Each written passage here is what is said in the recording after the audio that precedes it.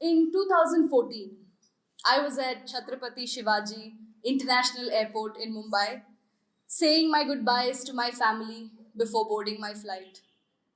I was going to the US for my master's, and the semi large city of Raleigh, North Carolina, on the East Coast, would be my home for the next 2 years.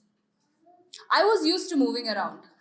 I am a Mallu who lived by the sea in Mumbai for a long time and then lived in the much hillier Bangalore for another decade.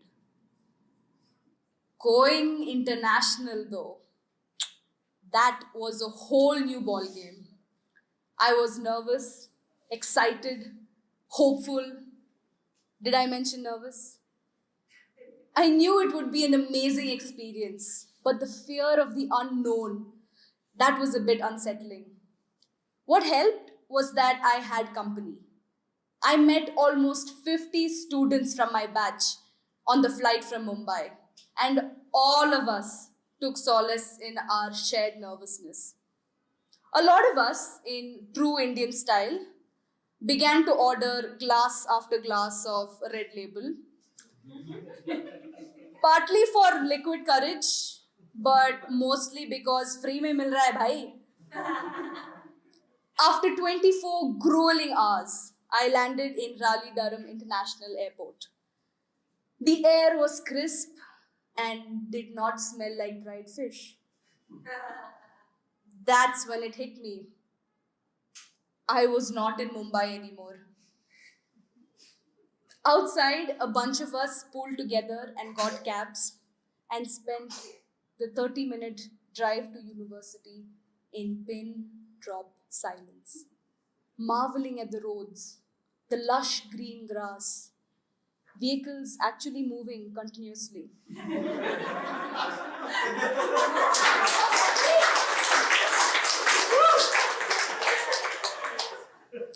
And following lane discipline.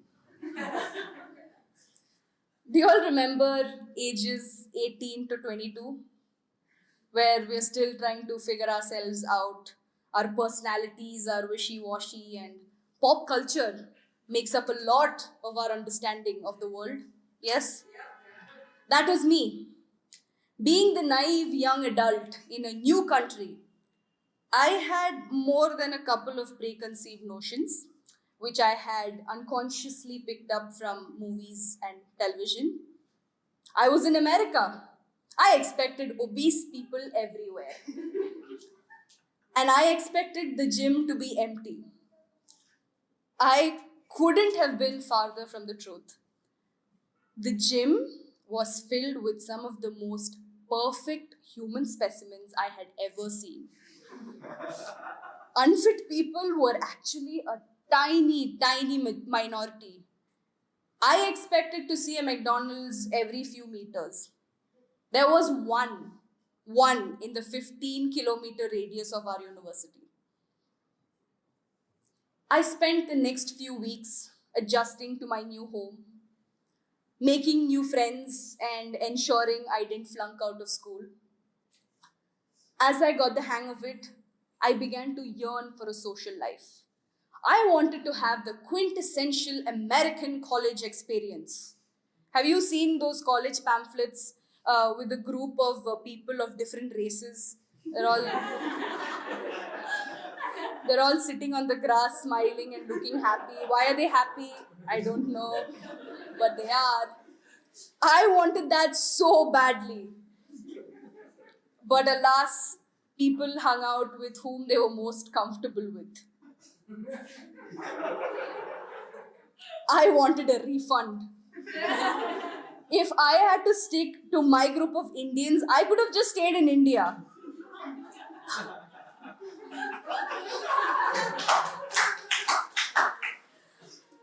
My hopes of a decent social life were short.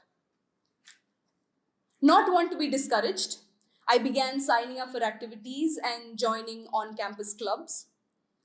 As a couple of months went by, I met a lot of wonderful people, and instead of yearning for the quintessential American college experience, I had created a new experience that was my own.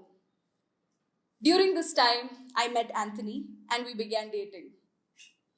We had been together for a few months when he asked me to be his plus one at a wedding. Oh my god, I've seen this on TV. In America, this is a major milestone in a relationship. He then told me it's his best friend's wedding. All his best friends would be there. Strike two. The pressure was mounting. He then finally tells me that the wedding would be in his hometown, a 10-hour drive away. And we'd be staying with his family. So let's recap. I was his plus one. I'd be meeting all his childhood friends. We'd be road tripping, and it was becoming family official.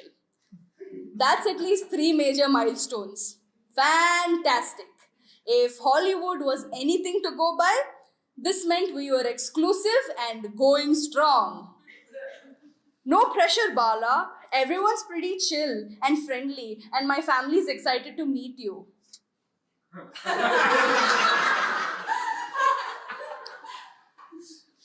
This is all backwards. My first instinct would have been to hide him and ensure my family does not have an inkling.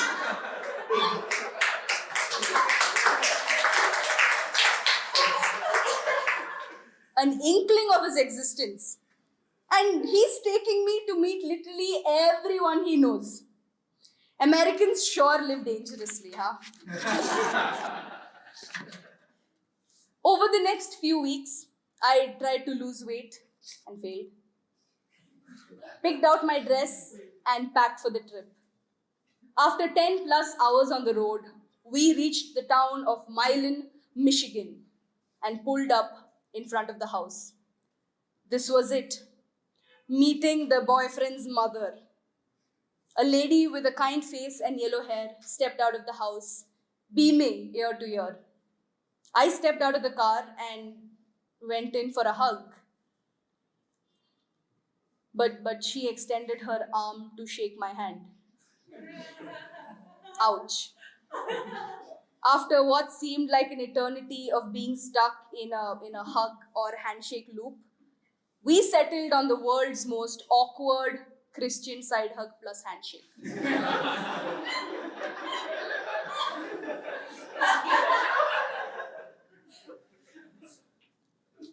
I wanted the earth to open up and swallow me. We retired for the night. The wedding was the next day and we needed to look our best. The next day, we arrived at the venue. It was a barn done up with white flowers and yellow lights. It looked stunning.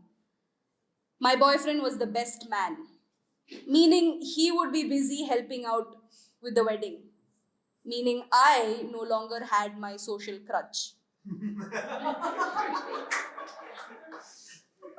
The wedding ceremony was about to begin, and I noticed people were sitting in 2 columns.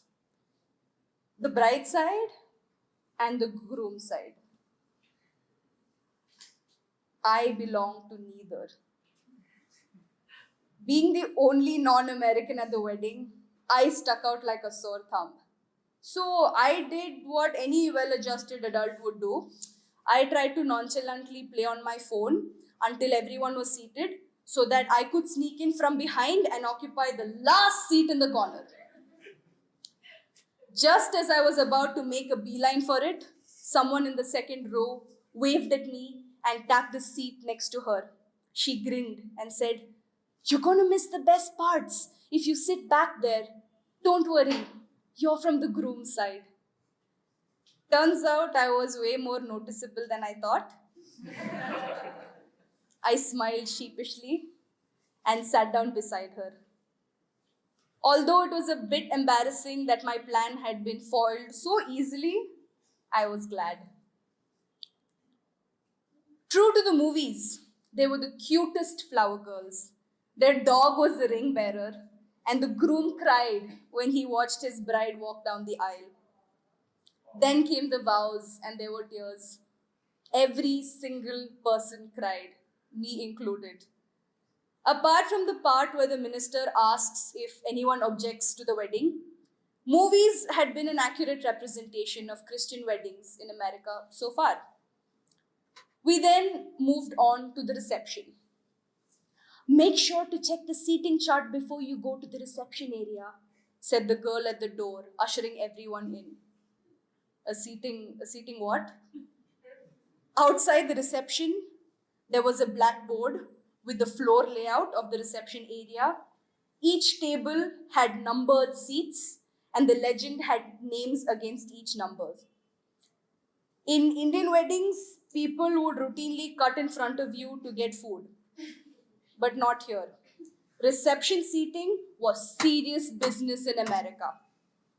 I was at table number 7, seated in between Jeremy Bearclaw Chai and David Box, two lumbering 6 feet tall men I had never met in my life.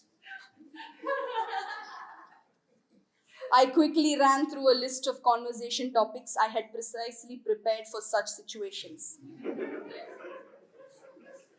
I really should have written them down because the only one I remembered was, so, the weather.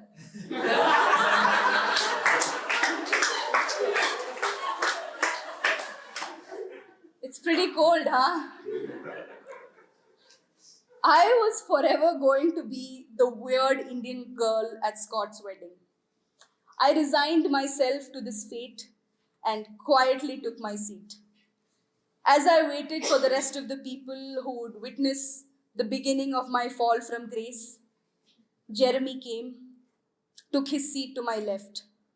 He leaned in closer and whispered, "Hey, they have an open bar. Free shots, dude." The Indian in me awoken. Free में मिल रहा है भाई. The rest of our table mates joined us, all of whom were friends since high school. They pulled each other's legs, talked about their jobs, their families, bitched about their bosses, and recounted embarrassing stories from high school. I felt like I was back in college, sitting amongst friends. And the alcohol helped too.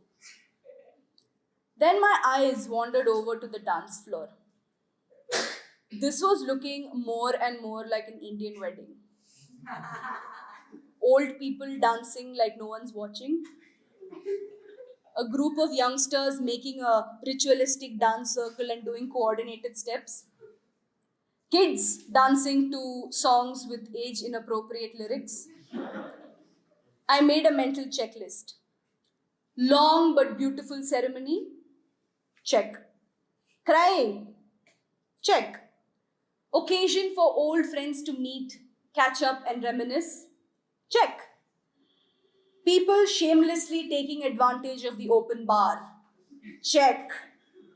Reckless dancing? Check. Was this even an American wedding anymore? Or was I back in India? As the night went on, I was approached by an older man, Frank, who had had a little too much to drink. "You're from India." Okay. "Great. I've seen Slumdog Millionaire." Okay. "I also love garlic naan and butter chicken." Okay. "You speak fantastic English, by the way. How were you able to learn it?"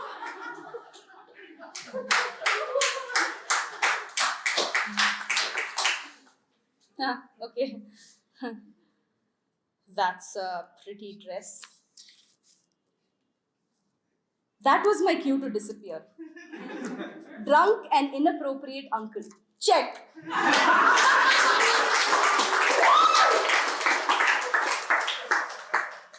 Strangely enough, I stopped feeling out of place after that. I had found so much in common with an Indian wedding and with people who were different from me in every perceivable way. Most didn't even care about the differences. They didn't treat them as my main personality traits. The only person who was harping on the differences was me. I left that night with a slight pre hangover and the realization that wherever you may be, people will remain people, and the differences are what we create. Thank you.